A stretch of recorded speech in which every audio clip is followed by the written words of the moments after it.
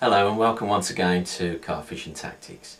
Now what I want to discuss on this video is a rig, and it's a particular rig that I've been having a lot of success on lately, and I've caught a lot of fish on it, and in one water alone I was having it on the middle rod, and at one point I had to take out the other two rods and bring them in because I was having that many runs on it. And as an experiment, what I did is I changed it over to another section, thinking, well, I might be just in the right spot at the right time and it might not be the rig. And when I cast it to the other spots where the other rigs were out on the other two rods, the end rods, again it was the same thing. I was catching and catching. It was unbelievable. And I did try it once more on another lake, which happened to be a bit of a runs water, granted, but it worked exactly the same. I caught on the first lake I caught over 50 carp using that rig, and then when I went to the other runs water I caught over 35 carp, something like that, on the same rigs. And this is at a time, I know it's a runs water, but this was actually at a time where I was just out fishing a lot of anglers around me, so I do believe it was the rig, and I think it's a very good rig. And what I'm going to do is discuss why I think it's a good rig and what I think works well about it. So I'll show you the rig. Now here is the rig.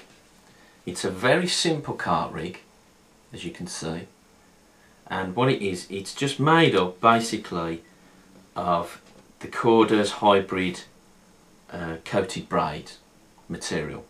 And what it is, it's done a bit like a combi rig basically, whereas I've stripped back the first inch by the hook, and this gives it its supple. It's got manoeuvrability because it's been supple, but also what I've done is I've put a little hinge here, right, about 2 inches away from where the supple section starts.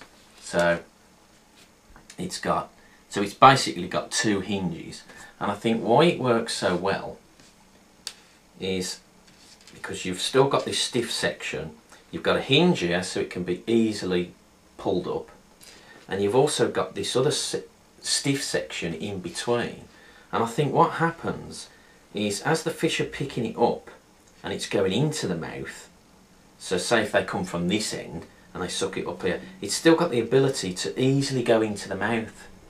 So virtually any fish that tests this bait on this rig, the hook should go into the mouth no matter what angle the fish comes at, whether it's from the front, from the lead side, or from the sides. It's got the ability to turn and manoeuvre, and the flexibility to twist and go into the mouth.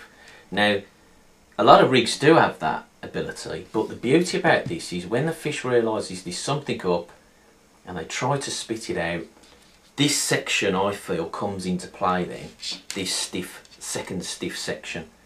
It's because it causes like a C.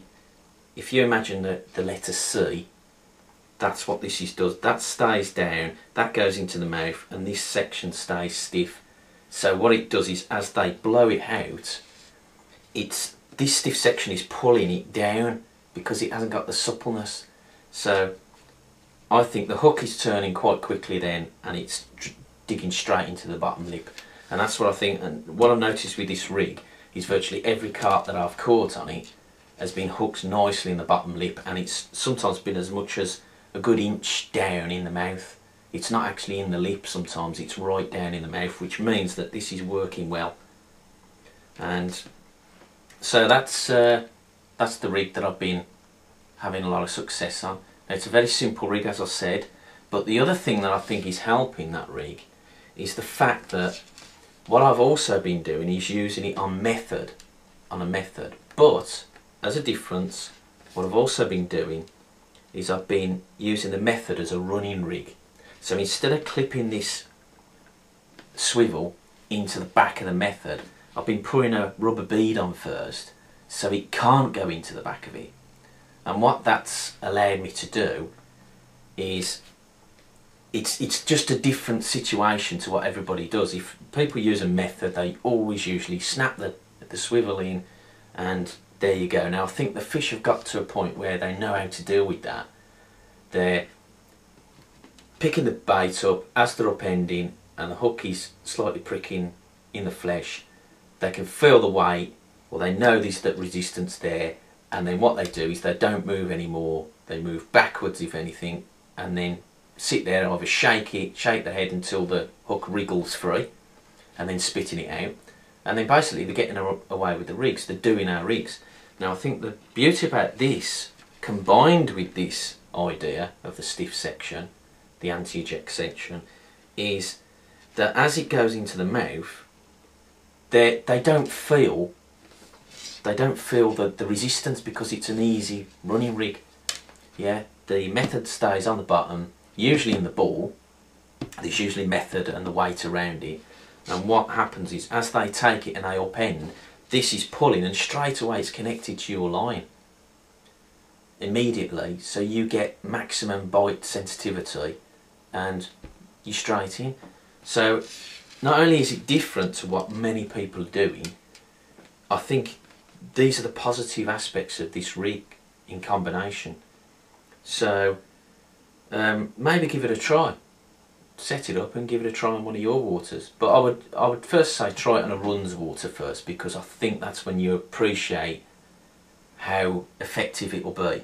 If you go on a hard water thinking, oh, this rig will work, if you haven't got the fish picking up your bait, you could say this rig's no good. But you know, so it's definitely worth, give it a try on a runs water, and I really do think that this simple, easy rig will be a success. So that was a successful and simple rig that I've just shown you. Give it a try, and if you like it or you have any criticisms about it, tell me. Contact me via the site carpfishingtactics.com. Until next time, cheers, bye.